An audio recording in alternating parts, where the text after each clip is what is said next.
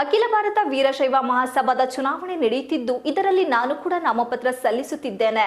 ಈ ಚುನಾವಣೆ ನಡೆಯದೆ ಅನುಭವಶಾಲಿಗಳನ್ನು ಅವಿರೋಧ ಆಯ್ಕೆ ಮಾಡುವಂತೆ ನಮಗೆ ಈಗಾಗಲೇ ಬೆಂಬಲ ಸೂಚಿಸಿದ ಹಿನ್ನೆಲೆಯಲ್ಲಿ ಜಿಲ್ಲಾ ಸ್ಥಾನಕ್ಕೆ ನಾಮಪತ್ರ ಸಲ್ಲಿಕೆ ಮಾಡುತ್ತಿರುವುದಾಗಿ ತಿಳಿಸಿದ್ದಾರೆ.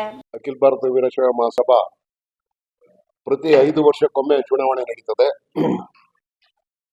2019ನೇ ಇಸ್ವಿನಲ್ಲಿ ಚುನಾವಣೆ ಆಗಿ ಪತ್ರಿಕಾಗೋಷ್ಠಿಯಲ್ಲಿ ಸೋಮವಾರ ಮಾತನಾಡಿ ಅಖಿಲ ಭಾರತ ವೀರಶೈವ ಮಹಾಸಭಾ ಪ್ರತಿ 5 ವರ್ಷಕ್ಕೊಮ್ಮೆ ಚುನಾವಣೆ ನಡೆಯುತ್ತದೆ. 2019ರಲ್ಲಿ ಚುನಾವಣೆ ನಡೆಯಬೇಕಾಗಿತ್ತು, ಆದರೆ ನನ್ನನ್ನು ಅವಿರೋಧವಾಗಿ ಆಯ್ಕೆ ಮಾಡಿದ್ದರು. ಜೂನ್ 27ರಿಂದ ಜುಲೈ 4ರವರೆಗೂ ಜಿಲ್ಲೆಯ ಆಯಾ ತಾಲೂಕುಗಳಲ್ಲಿ ನಾಮಪತ್ರ ಸಲ್ಲಿಕೆ ಮಾಡಬಹುದಾಗಿದೆ. ಜುಲೈ 5ರಂದು ನಾಮಪತ್ರ ಪರಿಶೀಲನೆ ಇರುತ್ತದೆ. ಇದಾದ ಮೇಲೆ ಜುಲೈ 6ರಿಂದ 8ರವರೆಗೂ ನಾಮಪತ್ರ ವಾಪಸ್ ಪಡೆಯಲು ಅವಕಾಶ ಕಲ್ಪಿಸಲಾಗಿದೆ. ಇದೇ ತಿಂಗಳು 21ರಂದು ಚುನಾವಣೆ ನಡೆಯಬೇಕೆಂದು ನಿಯಮ ಜಾರಿ ಮಾಡಲು ನಮ್ಮ ಮಹಾಸಭಾದವರು ಸೂಚನೆ ನೀಡಿದ್ದಾರೆ ಎಂದರು. ಇಡೀ ತಾಲೂಕು ಮತ್ತು ಜಿಲ್ಲೆ ಇರಬಹುದು. ಅವಿರೋಧ ಆಯ್ಕೆ ಅಂದರೆ ಸಮಾಜ ಒಗ್ಗಟ್ಟಿನಲ್ಲಿ ಸಾಗುತ್ತದೆ ಎಂಬುದನ್ನು ಸಮಾಜದವರಿಗೆ ಸದಸ್ಯರಿಗೆ ತಿಳಿಸುತ್ತೇನೆ. ನಾನು ಮಹಾಸಭಾ ಅಧ್ಯಕ್ಷರಾದ ವೇಳೆ 2026 ಜನ ಮತದಾರರು ಇದ್ದರು.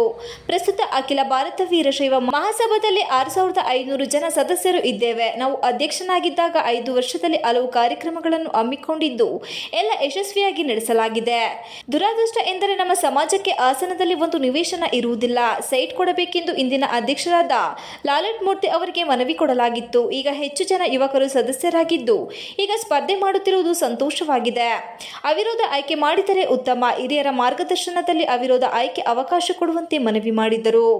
ಕೆಲ ದಿನಗಳ ಹಿಂದೆ ಯುವಕರು ಎಲ್ಲ ಸೇರಿ ಬಸವ ಜಯಂತಿಯನ್ನು ಅದ್ದೂರಿಯಾಗಿ ಮಾಡಿರುವುದು ಹರ್ಷ ತಂದಿದೆ. ಈ ರೀತಿ ಒಗ್ಗಟ್ಟಾಗಿ ಕಾರ್ಯಕ್ರಮ ಮಾಡಬಹುದು ಎಂಬುದನ್ನು ಯುವಕರು ತೋರಿಸಿದ್ದು ಈ ಚುನಾವಣೆಯು ಕೂಡ ಅದರಂತೆ ಒಬ್ಬರನ್ನು ಆರಿಸಲಿ ಎಂದು ಹೇಳಿದರು. ಪತ್ರಿಕಾಗೋಷ್ಠಿಯಲ್ಲಿ ಅಖಿಲ ಭಾರತ ವೀರಶೈವ ಮಹಾಸಭಾದ ತಾಲೂಕು ಅಧ್ಯಕ್ಷ ಕಟಾಯ ಶಿವಕುಮಾರ್, ತಾಲೂಕು ಉಪಾಧ್ಯಕ್ಷ ಶೋಭನ್ ಬಾಬು ಇತರರು ಉಪಸ್ಥಿತರಿದ್ದರು. 1962ನೇ ಇಸ್ವಿನಲ್ಲಿ ನೀವು ಹುಟ್ಟಿದ್ದಲ್ಲೋ ಗೊತ್ತಿಲ್ಲ. 1962ನೇ ಇಸ್ವಿನಲ್ಲಿ ನೀವು ಹೇಳಿದಾಗೆ ಎಲ್ಲಾ ಸಮಾಜದವ್ರಿಗೂ ಜಾಗ ಕೊಟ್ರು. ಅದು ಕುರುಬರು ಸಂಘ ಇರ್ಬೋದು, SC-ಗಳದಿರ್ಬೋದು, ST ಇರ್ಬೋದು, ಒಕ್ಕಲಿಗರಿರ್ಬೋದು, ಲಿಂಗಾಯತರಿರ್ಬೋದು, ಈ ತರ ಎಲ್ಲಾ ಸಮಾಜದವ್ರಿಗೂ ಒಂದು ಹಾಸ್ಟೆಲ್ಗೆ ಅವಕಾಶ ಮಾಡಿಕೊಟ್ಟು ಸರ್ಕಾರ ಜಮೀನನ್ನ ಕೊಡ್ತು.